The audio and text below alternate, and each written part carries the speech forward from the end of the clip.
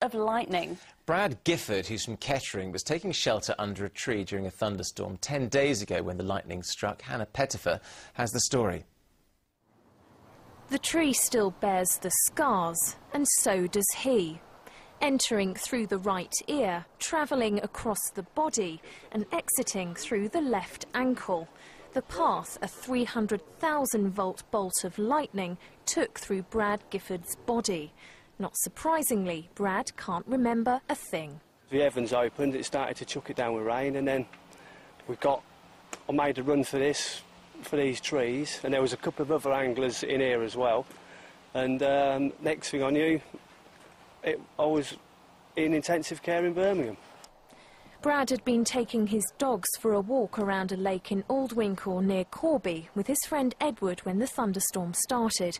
They were sheltering under a tree when the lightning struck, travelling at 14,000 miles per hour and 5 times hotter than the sun. Edward says it's the most terrifying thing he's ever seen. All of a sudden, an absolutely massive crack, and basically closed her eyes because there was a really bright white light. I turned round, looked to my left, and Brad was on fire down his right-hand side of his chest. His eyes were closed. He wasn't leaning against the tree. He was just standing there like that, and then all of a sudden he just keeled backwards, and it was panic stations. Brad was knocked unconscious, burst both eardrums and burst into flames. 10 days on, and he's still nursing severe burns across his shoulder, groin and left leg. Just imagine the power, what went across my body and out my ankle. It is very scary. This was my left sock where it exited, melted and burnt now. And that's me, the right-hand side of my jacket. The chances of being struck by lightning are around 1 in 3 million. Although the odds may have been against him, luck was surely on Brad's side.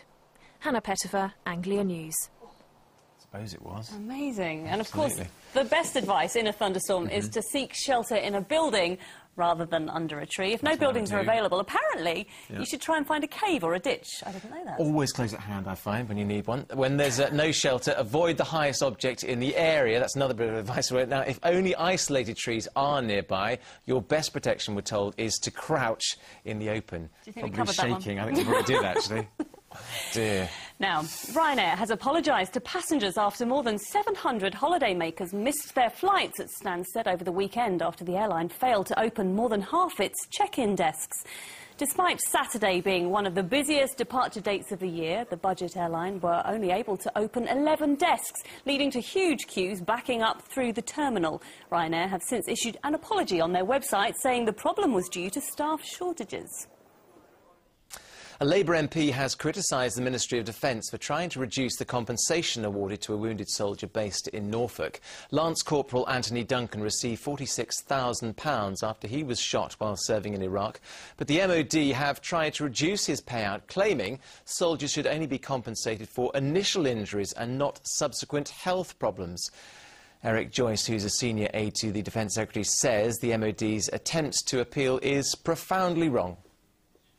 Corby Borough Council is to hold a public meeting to decide its response to a High Court ruling in favour of families whose children were born with birth defects.